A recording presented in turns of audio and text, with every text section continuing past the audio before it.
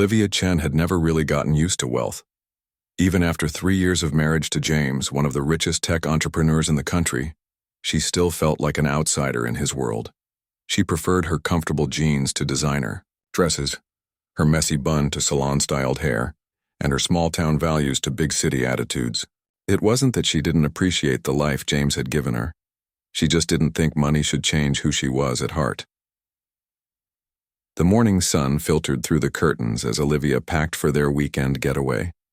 James had surprised her with a trip to Sapphire Bay Resort, one of those places where rooms cost more per night than her old monthly rent. "Are you sure I'll fit in there?" Olivia asked, holding up a simple summer dress against herself in the mirror. "Those places are full of people who can spot a fake designer bag from a mile away." James looked up from his laptop and smiled. His dark eyes softened whenever he looked at her, something that still made her heart skip even after all this time. "You're not a fake anything," he said, walking over to kiss her forehead. "You're the most real person I know. That's why I fell in love with you." Olivia laughed and shook her head. "I know, but not everyone sees the world like you do. To them, I'm just..." She gestured vaguely at herself. "This. And this is perfect," James said firmly. "Besides, we're celebrating our anniversary. Who cares what anyone else thinks?" Olivia nodded, but the worry didn't leave her eyes. In her experience, the world of luxury resorts cared very much about appearances. The drive to Sapphire Bay took 3 hours, winding along coastal roads that offered glimpses of turquoise water between towering pine trees. By the time they pulled up to the grand entrance, Olivia's anxiety had eased somewhat. The building itself was beautiful, all clean lines and glass that reflected the surrounding nature rather than competing with it. A valet approached their car, and Olivia noticed how his eyes widened slightly at the sight of James's vehicle, an understated but clearly expensive electric car. His respectful nod was automatic, practiced. "Welcome to Sapphire Bay Resort, sir, madam," he said, opening Olivia's door first. The lobby was a masterpiece of subtle luxury. Soaring ceilings, natural materials, and staff who moved with the quiet efficiency of people who knew their worth down to the penny. At the check-in desk, the receptionist's smile never wavered, but Olivia caught the quick up-and-down glance at her simple white blouse and jeans. She suddenly wished she'd worn something more impressive for their arrival. "Chen party," James said, sliding his credit card across the polished surface. The receptionist's fingers flew across the keyboard. "Ah, yes, the Ocean Suite for 2 nights. Welcome, Mr. and Mrs. Chen." Another practiced smile. "Katerina will show you to your room." Their suite was stunning. A sprawling space with floor-to-ceiling windows that opened to a private terrace overlooking the sea. Olivia wandered from room to room while James tipped the bellhop, running her fingers over soft fabrics and cool, marble surfaces. "This is beautiful," she admitted when they were alone. "Thank you for bringing me here." James wrapped his arms around her from behind as they stood looking out at the ocean. 3 years married to the most amazing woman in the world deserves a proper celebration. They spent the afternoon exploring the resort grounds, lush gardens, multiple swimming pools, and a private beach where attendants rushed to set up chairs and umbrellas for guests. Everywhere they went, Olivia noticed the same pattern. Staff would see her first with her simple clothes and minimal makeup, and their expressions would contain that tiny flicker of dismissal, until they noticed James beside her, with his quiet confidence and the subtle signs of wealth that those in the service industry were trained to recognize. That evening, after a luxurious dinner at the resort seafood restaurant, they returned to their suite to find James's phone blinking with urgent messages. "I'm so sorry," he said after scanning through them. "There's an issue with the Singapore project. I need to join a call at 9 tomorrow morning." Olivia tried not to show her disappointment. "How long will it take?" 2 hours, maybe 3. "It's the engineering team. There's been some problem with the system integration." He looked genuinely regretful. "You should enjoy the resort while I'm stuck on the call. Maybe get a massage at the spa?" "Maybe," Olivia said, though the thought of being alone at the resort made her stomach tighten. I'll figure something out. The next morning, after James disappeared into the suite's office space with his laptop and headphones, Olivia decided to be brave. She wouldn't hide in their room just because she felt out of place. This weekend was for both of them to enjoy. She put on her favorite jeans, well worn but clean, and a simple blue t-shirt that James always said brought out her eyes. Nothing fancy, but comfortable and true to herself. She pulled her long black hair into a casual ponytail and added just a touch of lip balm. Looking in the mirror, she knew she wouldn't turn any heads, but she felt like herself. The morning passed, pleasantly enough. Olivia walked along the beach collecting interesting shells and watching families play in the surf. Around noon, her stomach reminded her it was time for lunch. James's call was still going on. He'd texted that they were hitting complications, so she decided to try one of the resort's restaurants on her own. She chose the Terrace, which seemed less formal than the main dining room where they'd eaten dinner. Still, as she approached the entrance, she felt her confidence wavering. Through the glass doors, she could see people in resort wear that probably cost more than her entire wardrobe. A host in a crisp white shirt stood at a podium, checking reservations. When Olivia approached, his eyes did that now familiar sweep, from her face to her shoes, and his polite smile thinned. "Good afternoon. Do you have a reservation?" His tone suggested he already knew the answer. "No, I don't. Is that necessary for lunch?" Olivia asked. The host consulted his tablet with exaggerated attention. "I'm afraid we're fully booked at the moment." Olivia glanced past him at the half-empty restaurant. "It doesn't look full to me." Something flickered across the host's face. Annoyance, barely disguised as patience. "Those tables are reserved for guests who planned ahead." "I understand," Olivia said, feeling her cheeks warm. "But I am staying at the resort, in the Ocean Suite." The host's expression didn't change. "Do you have your room key?" Olivia reached for her pocket, then froze. In her determination to feel comfortable, she'd left her resort key card in the room, not wanting to carry a purse. "I forgot it in the room," she admitted. "I see." The host's voice made it clear he didn't believe her. "Perhaps you could retrieve it and return? Is there a problem here?" A sharp voice cut through their conversation. Olivia turned to see a woman in her 40s with perfectly highlighted hair and a navy blue suit that screamed authority. Her name tag read, "Elise Crawford, manager." "This person is trying to dine without a reservation or proof of being a resort guest," the host explained. "I told you I'm staying here with my husband," Olivia said, frustration creeping into her voice. "In the Ocean Suite. My name is Olivia Chen." The manager's perfectly shaped eyebrows rose. "Chen, as in the Ocean Suite Chen's?" Her tone made it clear she didn't believe it for a second. "Yes," Olivia said firmly. "Well, Mrs. Chen, the way Elise," said the name dripped with disbelief. "Our policy requires all guests to present their room key when dining without a reservation, for security purposes." By now other diners were watching the exchange. Olivia felt their stares like physical touches on her skin. "I understand," Olivia said quietly. "I'll go get my key." She turned to leave, but the manager wasn't finished. "Actually, I believe it would be best if you left the restaurant area altogether. We've had issues with unauthorized persons attempting to access guest facilities." Olivia stopped, stunned. "You think I'm trespassing?" "Are you not?" Elise's smile was cold. "No. I told you I'm staying here with my husband, James Chen." "Of course you are." The manager nodded to someone behind Olivia. "Security, please escort this woman away from the restaurant area." A large man in a dark suit appeared at Olivia's side. "Ma'am, I'll need you to come with me." "This is ridiculous," Olivia protested, but her voice caught in her throat as she realized nearly everyone in the restaurant was watching now. Some had even taken out their phones.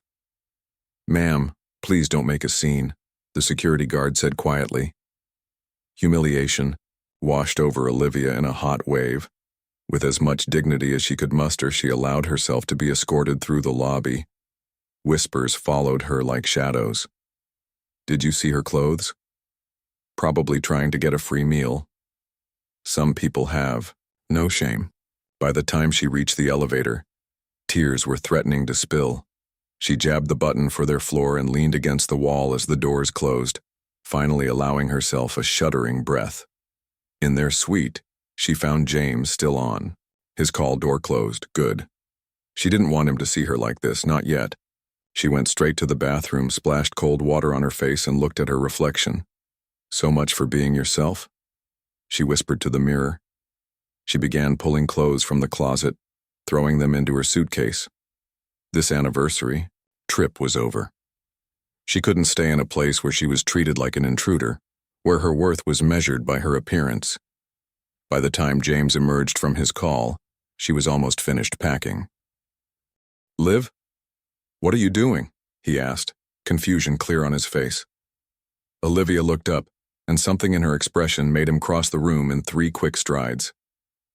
"What happened?" he asked, his voice low and serious. And so she told him everything.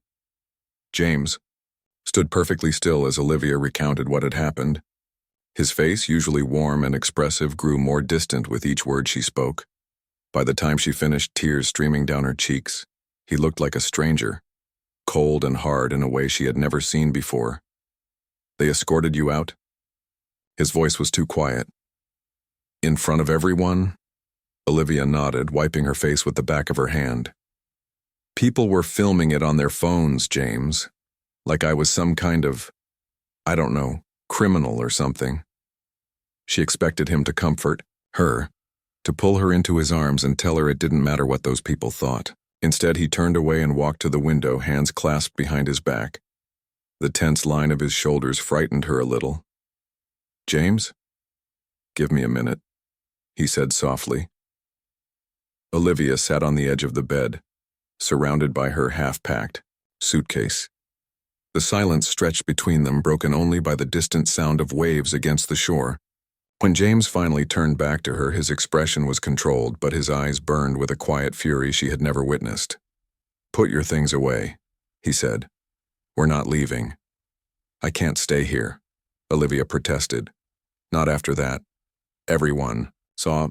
Trust me," James cut her off gently. "Please, just trust me on this." Something in his tone made her pause. In 3 years of marriage, James had never given her reason to doubt him.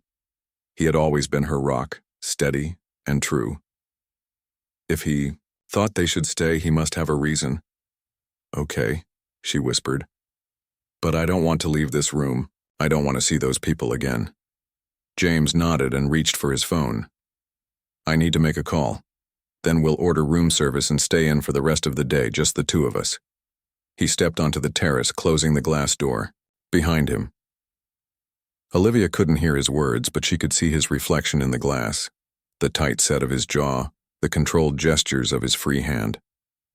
He only looked that way when dealing with major business issues. After a few minutes, he ended the call and stood staring out at the ocean, his shoulders rising and falling with a deep breath. When he came back inside, his smile had returned, though it didn't quite reach his eyes. "All taken care of," he said, too lightly. "Now, how about that room service? Anything you want?" Olivia studied his face. "What did you do?" "Just made a call." "To who?" James sat beside her on the bed and took her hand. "Liv, there's something I should have told you a long time ago. Something about my business holdings." She frowned. "What do you mean? I know what you do." "You know about Chen Technologies," he corrected her. "The software company. But that's not all I own." A strange feeling settled in Olivia's stomach. "What else is there?" James's thumb traced circles on the back of her hand.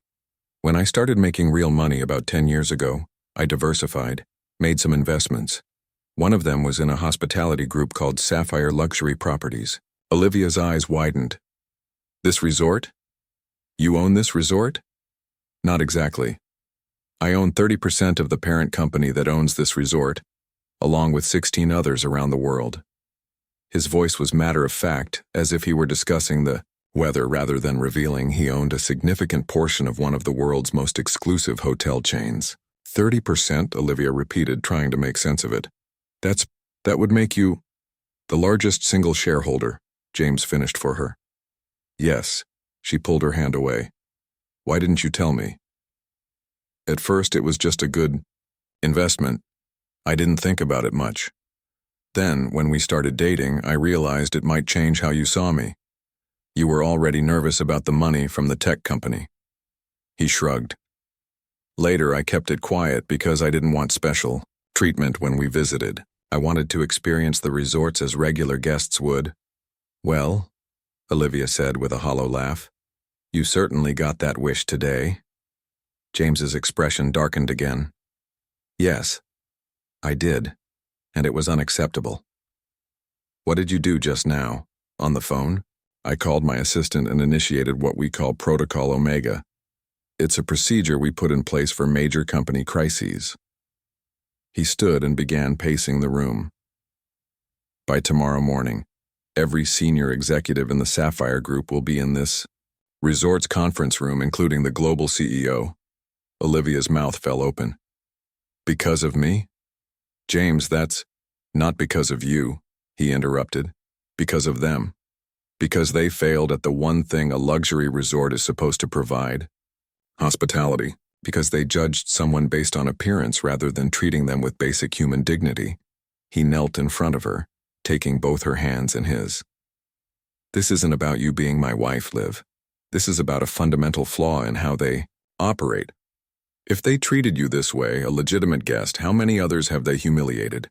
How many people have walked away feeling worthless because they didn't wear the right clothes or have the right look? Olivia hadn't thought about it that way. Her humiliation had felt so personal, but James was right. What had happened to her was probably happening to others, perhaps those without a billionaire husband to stand up for them. What are you going to do? She asked quietly. I'm going to change things, James said simply. Starting with this resort, then across the entire chain. He stood and pulled her to her feet. But first I'm going to order us the most expensive bottle of champagne on the menu, and we're going to enjoy our anniversary evening as we planned. Olivia managed a small smile. I'm not sure I feel like celebrating anymore. Then we'll call. It's strategic planning, James countered, kissing her forehead. Because tomorrow, Olivia Chen, you and I are going to shake this place to its foundations. True to his word, James ordered champagne, along with a feast of room service dishes. As the evening progressed, Olivia found her spirits lifting. They avoided talking about the incident, focusing instead on happier memories from their 3 years together. Their honeymoon backpacking through Thailand, the tiny apartment they'd shared before James's company took off, the stray cat they'd adopted last winter. Later, as they stood on their terrace watching moonlight dance across the water, James wrapped his arms around her from behind. I'm sorry this happened, he said softly against her hair. It's not your fault. In a way, it is.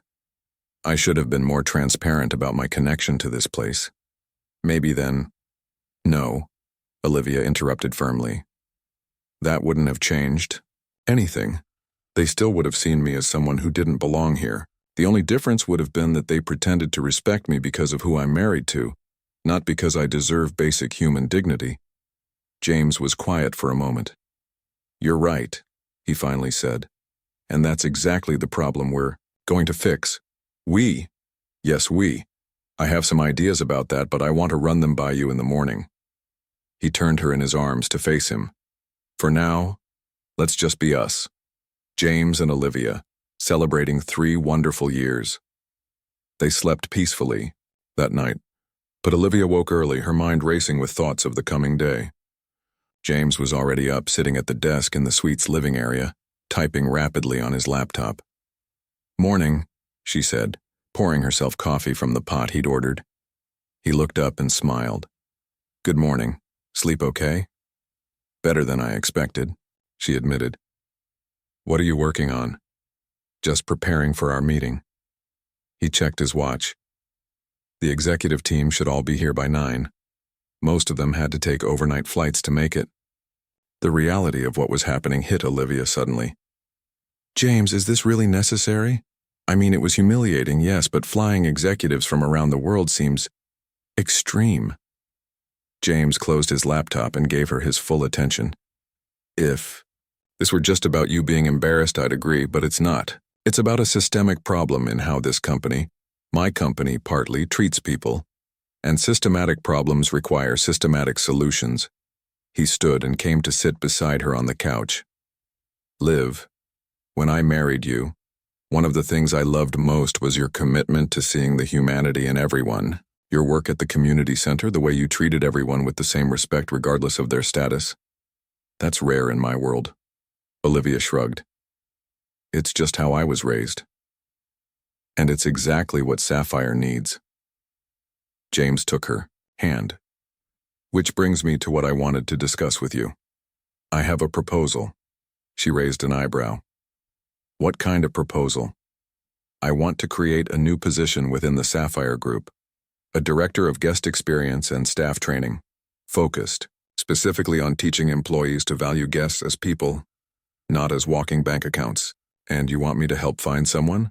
Olivia asked, confused. James smiled. No, I want you to be that someone. Olivia nearly choked on her coffee. Me?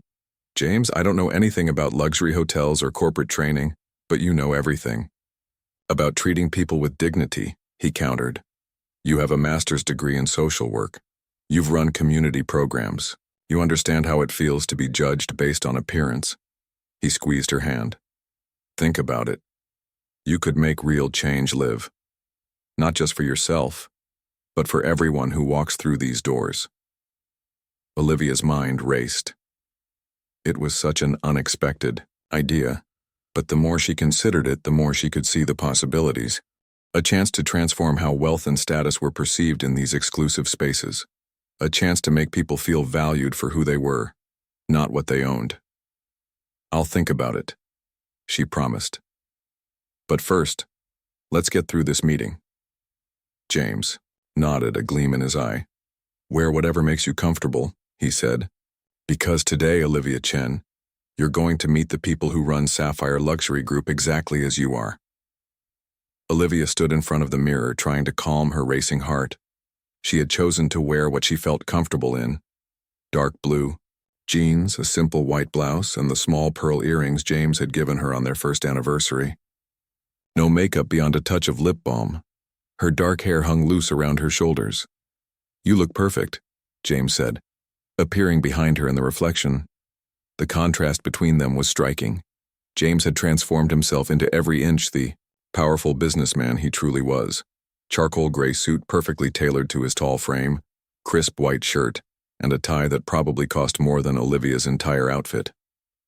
His normally casual demeanor had shifted too, shoulders squared, chin lifted, eyes sharp and focused.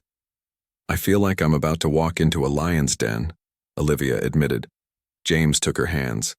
Remember, you're not on trial here. They are. A knock at the door announced the arrival of Patricia, James's executive assistant who had flown in overnight. Olivia had always liked Patricia, a no-nonsense woman in her 50s who treated everyone with the same efficient respect. They're all assembled in the Coral conference room, Patricia reported, tablet in hand. 17 executives total, including Mr. Hopkins, the global CEO. Security footage? James asked. Queued up and ready to go. And Elise Crawford? Waiting outside the conference room as instructed. She's been told only that there's an urgent situation involving a high-value shareholder. Patricia's eyes flickered, to Olivia with sympathy. She has no idea what's coming. James nodded. Perfect. Let's not keep them waiting. The walk through the resort felt surreal to Olivia. Yesterday, she had been escorted out in shame. Today, staff members practically jumped out of their way as James strode through the lobby, his hand firmly at the small of Olivia's back. The, same host who had denied her entry to the restaurant now stood frozen, eyes wide with recognition and confusion. Outside the conference room, Elise Crawford waited, her professional smile faltering slightly as she recognized Olivia. Mr. Chen, I presume, she said, extending her hand to James. I was told there was an urgent matter requiring attention. There certainly is, James replied coolly, ignoring her outstretched hand. You'll join us inside. The conference room, fell silent as they entered. Around a large table sat men and women in business attire, all with the slightly rumpled look of people who had taken red-eye flights or been called in on their day off. At the head of the table sat an older man with silver hair and a permanent furrow between his brows. Thomas Hopkins, Olivia presumed, the CEO James had mentioned. "James Chen," Hopkins said, rising to his feet. "This is unexpected. When I was told our major shareholder had called an emergency meeting, I assumed it was Richard Zhao." "Richard holds 22%, James replied calmly. "I hold 30, murmurs rippled around the table. Clearly, many of them hadn't known who their actual majority shareholder was. "Please, everyone remain seated," James continued. "This is my wife, Olivia Chen, and I believe most of you know Elise Crawford, the manager of this property." Elise, standing uncertainly near the door, gave a tight nod. "Would someone mind explaining what this is about?" Hopkins asked, his tone carefully respectful but edged with impatience. "We've pulled people from operations across 3 continents for this meeting." "I'm aware of the inconvenience," James said, taking a seat and gesturing for Olivia to take the chair beside him. "But what we're about to discuss justifies it. Patricia, please play the footage." Patricia tapped her tablet and the large screen on the wall flickered to life. Olivia's stomach clenched as she saw herself on the screen, approaching the restaurant. The security footage had no audio, but it didn't need it. The body language told the whole story. The host's dismissive posture, Elise's arrival and obvious disdain, the security guard appearing. Olivia's humiliation was played out in crisp, high-definition detail for everyone to see. When it ended, the room was dead silent. Elise Crawford had gone pale. "That," James said into the silence, "is my wife being treated like a trespasser in a resort partially owned by me. But this meeting isn't about who she's married to. It's about how your staff treated a paying guest based solely on her appearance." Hopkins cleared his throat. "Mr. Chen, I want to personally apologize for this incident. Obviously, this falls far below our service standards and—" "Save the corporate speak," James interrupted. "I'm not interested in apologies. I'm interested in systemic change." He stood and walked to the front of the room. "Sapphire Luxury Group's mission statement claims you provide unparalleled hospitality to all guests. Yet what I witnessed yesterday was the opposite. My wife was judged, humiliated, and removed from a half-empty restaurant because she didn't look wealthy enough to belong there." Elise Crawford stepped forward. "Sir, if I may explain, we've had issues with non-guests attempting to access facilities, and without a room key. Did you check the guest registry?" James cut her off. "Did you call the front desk to verify her identity? Did you offer to escort her to her room to retrieve her key? Did you extend her any courtesy at all, Ms. Crawford?" Elise's mouth opened and closed, but no words came out. "I thought not," James continued. "Instead, you chose public humiliation as your first response." He turned back to the executives. "I've spent the night reviewing customer complaints across all Sapphire properties. This isn't an isolated incident. There's a pattern of staff treating guests differently based on their perceived wealth or status." Hopkins leaned forward. "Mr. Chen, while I don't excuse what happened to your wife, our brand caters to a luxury clientele with certain expectations. And those expectations include watching other human beings be degraded?" Olivia spoke for the first time. Her voice, quiet but firm, all eyes turned to her. "Mrs. Chen," Hopkins began. "Please call me Olivia," she said. "And I'd like to ask you something, Mr. Hopkins. Do you know who cleans your hotel rooms when you travel? Do you know their names?" Hopkins blinked, clearly caught off guard. "I don't believe I do." Olivia nodded. "Neither did I until I started working at a community center in a neighborhood where many hotel workers live. I learned that Rosa has been cleaning rooms at luxury hotels for 20 years to put her daughter through college. That Jin works 2 hotel jobs to support his elderly parents. That Delia walks 3 miles to work each morning because she can't afford a car." She paused, looking around the table. "These are the people who make places like this function. They create the luxury experience your guests pay for, yet they could never afford to stay here themselves. And if they tried to walk into one of your restaurants dressed in anything less than designer clothes, they'd be treated exactly as I was. The room was silent again, but different this time, thoughtful rather than shocked. James put his hand on Olivia's shoulder. This is why I've made a decision. As the largest shareholder in Sapphire Luxury Group, I'm implementing immediate changes. He pulled a folder from his briefcase and slid it across to Hopkins. First, Elise Crawford will be removed from her position, effective immediately. Elise gasped. You can't. I can, and I am, James said firmly. But before you leave, Ms. Crawford, I want you to personally apologize to my wife. The room went still. Elise looked from James to Olivia, her face flushed with humiliation, a mirror of what Olivia had felt the day before. For a moment, Olivia felt a twinge of sympathy. I'm sorry, Elise finally said, the words clearly difficult for her. Thank you, Olivia replied simply.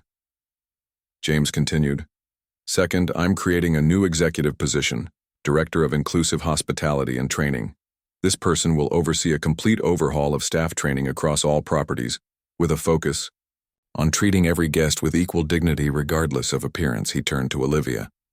And I'm offering this position to my wife, who has both the professional background in social work and the personal experience to understand exactly what needs to change. Murmurs spread around the table again. Hopkins frowned.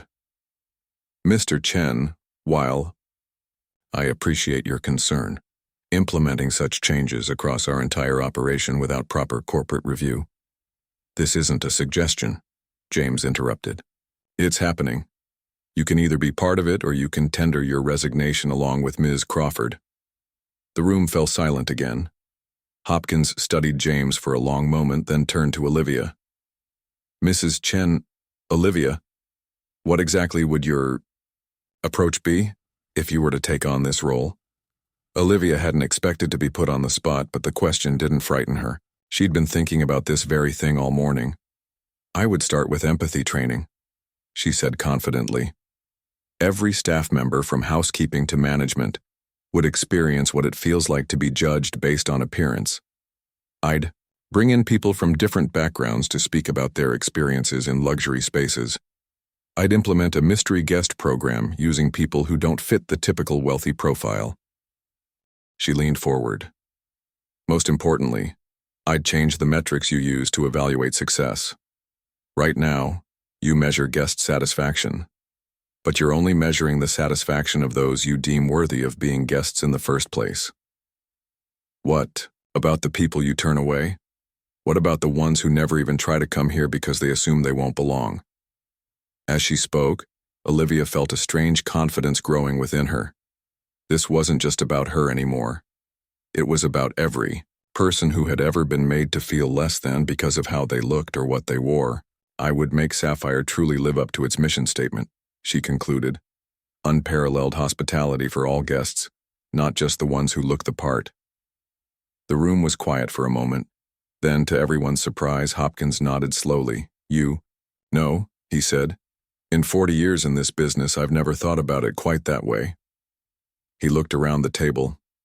Ladies and gentlemen, I believe we have an opportunity here. Not just to correct a mistake, but to lead our industry in a new direction. He extended his hand to Olivia. If you're willing to take on this challenge, Mrs. Chen, I think we would be foolish not to listen. Olivia looked at James, who nodded encouragingly. Then she turned back to Hopkins and took his hand. I'm willing, she said. But I want real authority to make changes, not just a fancy title. Hopkins actually smiled. After what I've seen today, I wouldn't dare offer you anything less. 6 months passed in a whirlwind of activity. What had begun as a humiliating experience for Olivia had transformed into something she never could have imagined, a career that combined her background in social work with a platform to create real change in an industry built on exclusivity. Olivia stood at the back of the training room in Sapphire's corporate headquarters, watching as 50 new staff members participated in what they now called the reversal. Each employee was assigned a character to play, some as wealthy guests, others as visitors who didn't match the luxury profile. As they acted out scenarios in the mock hotel lobby set up in the training center, Hidden cameras recorded their interactions. Notice how quickly judgments are made, Olivia said as the group watched the footage afterward. Chen from accounting was dressed as a wealthy businessman, and 3 different people rushed to help him within seconds. Meanwhile, Priya from marketing, dressed in simple clothes with a backpack, stood waiting for nearly 4 minutes before anyone acknowledged her. Murmurs of recognition spread through the room. This was the moment Olivia loved most about these sessions, when people truly saw their own biases in action. The guest in flip-flops might own a tech company worth billions, she continued. The woman in the designer dress might have saved for years for her one luxury vacation. You simply cannot know someone's story from their appearance. After the session, Thomas Hopkins, who had become an unexpected ally, approached her with a smile. "Another successful training," he said, handing her a tablet.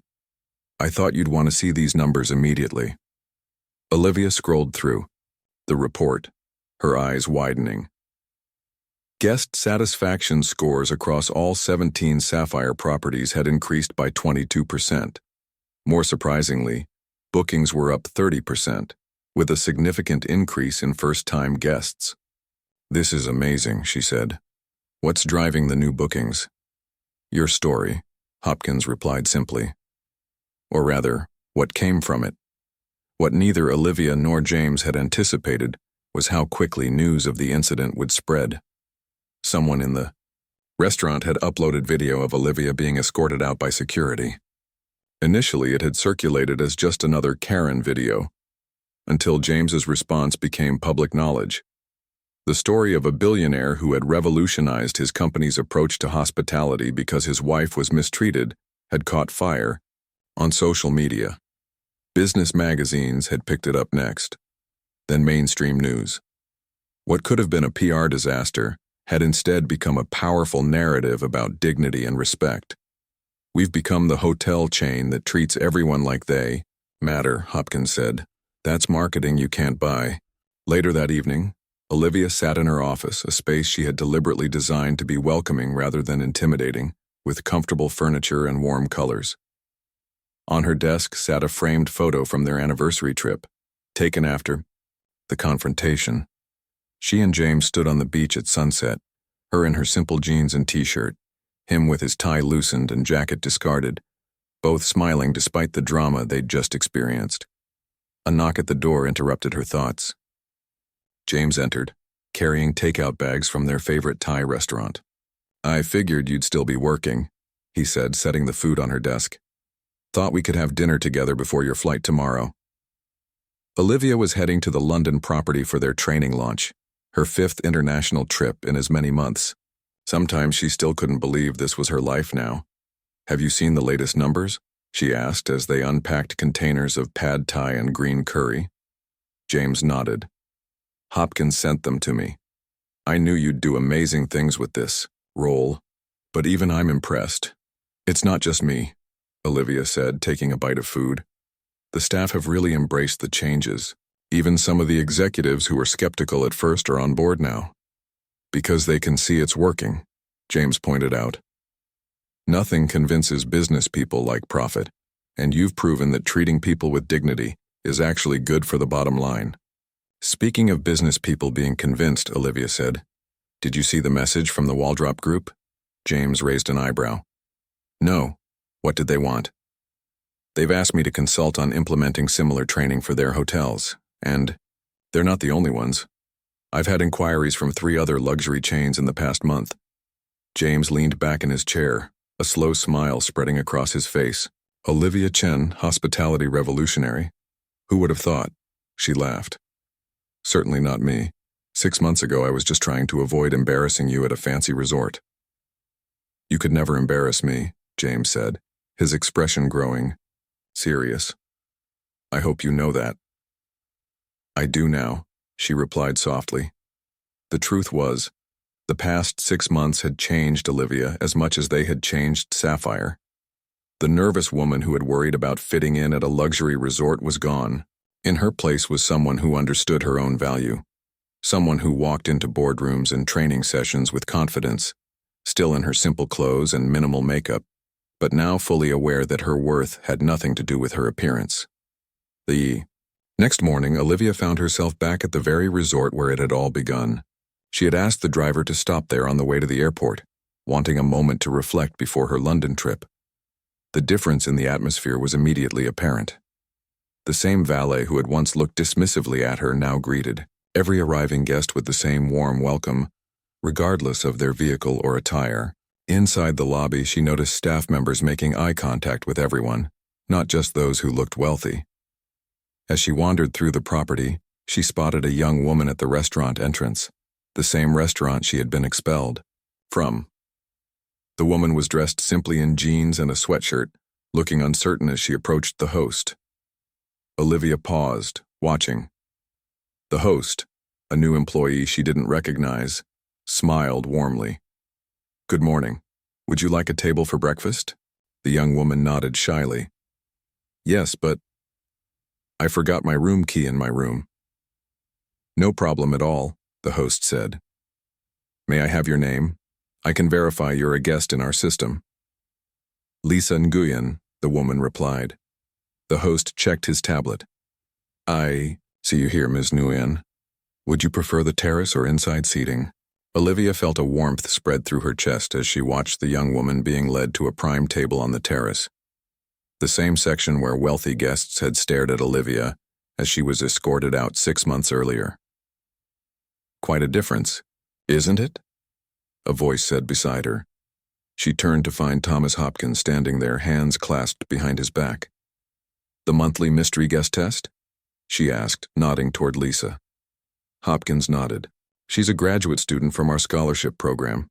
First time she's ever stayed at a place like this." He glanced at his watch. "She's been on the property for 23 hours now, and according to her reports, not a single staff member has treated her with anything less than perfect respect." "That's how it should be," Olivia said. "Indeed." Hopkins hesitated. "I want you to know, Mrs. Chen, Olivia, that I was wrong that day in the conference room.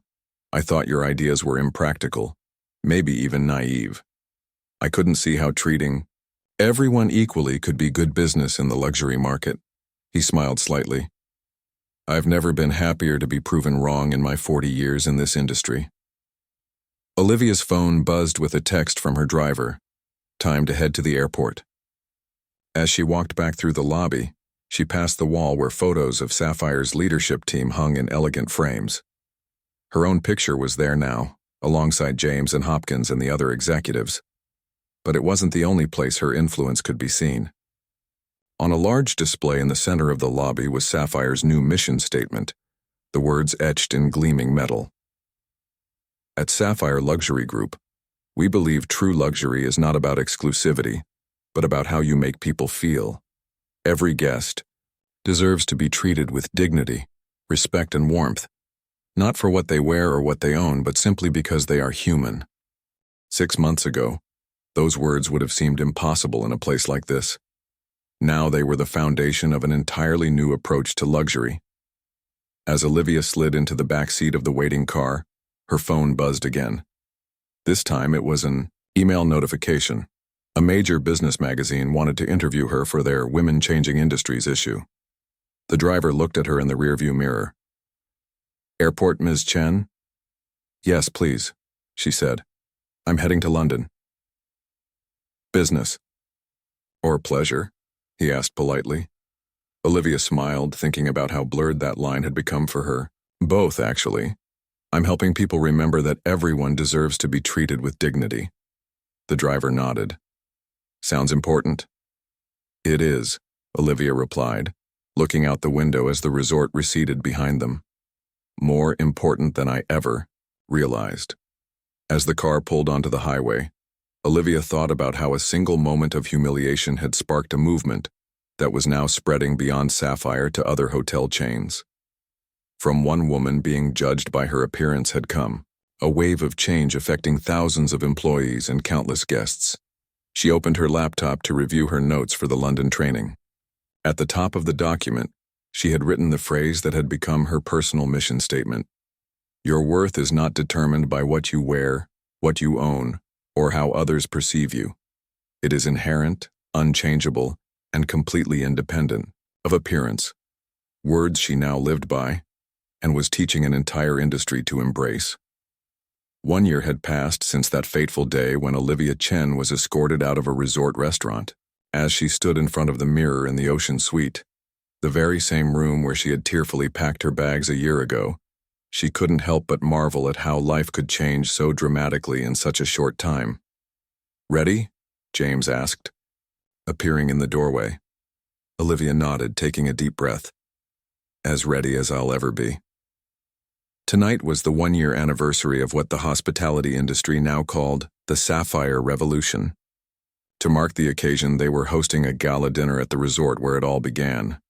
Industry leaders, hotel staff, and media would be attending. "You look beautiful," James said, his eyes warm as he took in her appearance. Olivia had chosen to wear a simple dress, elegant but not extravagant. Her hair was pulled back in a loose bun, and she wore the pearl earrings James had given her, along with a matching necklace that had been his gift on their most recent anniversary. She had struggled with what to wear tonight. Part of her had wanted to arrive in jeans and a t-shirt as a statement, but in the end she decided that would be missing the point. This wasn't about rejecting luxury or formality. It was about ensuring those things were accessible to everyone, regardless of appearance. "Do you think people will understand what we're trying to do tonight?" she asked as they walked hand in hand toward the elevator. "If they don't," James replied with a smile, "I'm sure you'll make it very clear in your speech." The ballroom had been transformed for the evening. Instead of the traditional setup with a head table for VIPs, the room featured dozens of round tables with no obvious hierarchy. At James's insistence, the guest list included not just executives and celebrities, but also staff members from every level of the organization: housekeepers, bellhops, kitchen workers, and maintenance personnel. As they entered, Olivia felt a moment of déjà vu, remembering how uncomfortable she had felt walking into this resort a year ago. But tonight was different. Tonight, she belonged here not because of what she wore or who she was married to, but because of what she had accomplished. Thomas Hopkins approached them immediately, champagne flutes in hand. "The guests of honor arrive. Here, you'll need these. For the toasts, I suspect there will be many." Olivia accepted the glass with a smile. In the past year, Hopkins had become not just a colleague but a friend. His initial skepticism had given way to genuine respect, and he had become one of her strongest advocates in the industry. "Is everyone here?" she asked, glancing around the room. "Almost," Hopkins replied. "The flight from Singapore was delayed, but they should arrive shortly. Otherwise, we have representatives from 23 hotel chains, 11 hospitality schools, and media from 16 countries." James squeezed her hand. Not bad for a woman who was thrown out of this place a year ago. They made their way through the crowd, stopping frequently as people approached to greet them. What struck Olivia most was how the conversations had evolved over the past year. In the beginning, people had been curious about the incident, focusing on the scandal and drama. Now they wanted to talk about results, about implementation strategies, about how to bring the same principles to their own organizations. A young woman in a server's uniform approached with a tray of appetizers. Olivia recognized her as May, one of the first participants in the scholarship program they had established for staff members who wanted to advance in the industry. "Miss Chen, Mr. Chen," May greeted them warmly. "It's good to see you both again." "How are your management classes going, May?" Olivia asked, taking an appetizer from the tray. May's face lit up. "Really well. I just got my midterm results back. Top of the class in hospitality operations." "That doesn't surprise me at all," Olivia said. "Keep it up and you might have Hopkins's job someday." They chatted for a few more minutes before May needed to continue her rounds. As she walked away, James leaned close to Olivia's ear. "That's what this is all about, isn't it? Not just treating guests equally, but giving the people who work here a chance to grow." Olivia nodded. "Exactly. Dignity isn't just for the people who can afford to stay here. It's for the people who make this place run." At 8 o'clock, Hopkins tapped on a microphone at the front of the room, calling for everyone's attention. The buzz of conversation died down as guests took their seats. "Ladies and gentlemen," he began, Welcome to what we're calling our Dignity Anniversary. 1 year ago today, an incident occurred at this very resort that could have been just another unfortunate moment in our industry's history. Instead, it became the catalyst for the most significant transformation I've witnessed in my 4 decades in hospitality. He went on to outline the changes that had been implemented across Sapphire properties, the training programs, the scholarship initiatives, the elimination of dress codes, the mystery guest program. As he spoke, slides appeared on screens around the room showing the impressive results: increased bookings, higher guest satisfaction, improved staff retention, and glowing media coverage. But numbers only tell part of the story, Hopkins continued. The real change has been in the culture, not just at Sapphire but increasingly throughout our industry. And for that, we have one person to thank. He turned toward Olivia. I'd like to invite Olivia Chen to share her perspective on the year that has changed everything. Applause filled the room as Olivia made her way to the stage. She had given dozens of speeches over the past year, but this one felt different. This was where it had all begun. Thank you, Thomas, she said, as the applause died down. A year ago, I stood in this resort feeling like I didn't belong. Today, I'm here to tell you that belonging isn't about what you wear or how much money you have. It's a basic human right. She paused, looking out over the diverse crowd. In the past year, I've had the privilege of working with thousands of staff members across 17 properties. I've heard their stories, learned from their experiences, and watched them embrace a new way of thinking about hospitality. And what I've discovered is that true luxury isn't about exclusivity. It's about how you make people feel. For the next 15 minutes, she spoke from the heart about the journey of the past year. She shared stories of guests who had written to thank them for creating spaces where they finally felt welcome. She talked about staff members who had risen through the ranks because their talents were recognized rather than their appearances being judged. She acknowledged the challenges they had faced and the work that still remained to be done. This isn't just about hotels, she concluded. It's about creating a world where we see each other's humanity first, where we recognize that the worth of a person has nothing to do with their outer packaging. And while I'm proud of what we've accomplished in our industry, I believe we can do more. She took a deep breath. This was the moment to announce what she and James had been planning for months. Tonight, I'm honored to announce the creation of the Dignity Foundation, funded with 20% of Sapphire Group's annual profits and matched by personal contributions from myself and my husband. This foundation will focus on creating opportunities for people who have been overlooked or underestimated because of their appearance, background, or circumstances. Murmurs spread through the crowd as screens displayed the foundation's logo, a simple outline of a door standing open. The foundation will focus on 3 areas: education, through scholarships for promising students from disadvantaged backgrounds; employment, through training and job placement programs; and empowerment, through community initiatives that help people recognize and embrace their inherent worth. She looked over at James, who nodded encouragingly. 1 year ago, I was escorted out of this resort because I didn't look like I belonged here. Today, I'm announcing a foundation that will help ensure that never happens to anyone else, anywhere else, ever again. The room erupted in applause. As Olivia made her way back to her seat, she was stopped by a young woman she didn't recognize, dressed in a simple outfit that stood out among the formal attire. Ms. Chen, the woman said hesitantly, I just wanted to thank you. I'm here as a guest tonight, one of the scholarship recipients from your program. I was a housekeeper at the Singapore property before. What's your name? Olivia asked, taking the woman's hand. Anna, she replied. I never thought I'd be in a place like this as a guest. Never thought I'd be studying hotel management. Never thought someone would look at me and see potential instead of just someone who cleans rooms. Olivia felt tears prick at her eyes. That's exactly why we created the program, Anna. Because everyone deserves that chance. Later, as she and James danced under the sparkling chandeliers of the ballroom, Olivia rested her head against his shoulder. Happy anniversary, he murmured against her hair. Which one? Wedding or getting thrown out of a resort? She teased. James laughed. Both, I suppose. Though I prefer to think of it as the anniversary of you finding your purpose. Olivia nodded, thinking about how true that was. What had begun as a moment of humiliation had led her to a path she never could have imagined.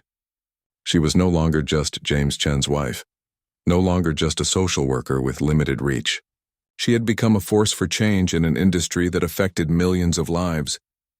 "Do you ever think about Elise?" James asked, referring to the manager who had escorted Olivia out a year ago. "Sometimes," Olivia admitted. "I heard she found a job at a smaller hotel chain. I hope she's learned something from all this." "You could have demanded worse for her," James pointed out. "Most people would have." "Punishing her wouldn't have solved the real problem," Olivia said. "The problem was never one person's behavior. It was a culture that taught her that behavior was acceptable." As the night drew to a close, Olivia stood on the terrace outside the ballroom, looking out at the same ocean view she had seen from their suite a year ago. So much had changed since then, not just in the industry or in her career, but in herself. The nervous woman who had worried about embarrassing her husband was gone. In her place stood someone who understood that her value had nothing to do with appearances or other people's judgments, and who was determined to help others understand the same truth about themselves. "Ready to go upstairs?" James asked, joining her on the terrace. Olivia nodded, taking his hand. "Yes. We have a lot of work to do tomorrow." And as they walked through the lobby, the same lobby where she had once felt so out of place, Olivia Chen held her head high, no longer a simple woman who didn't belong, but a woman whose simplicity had changed an entire industry for the better.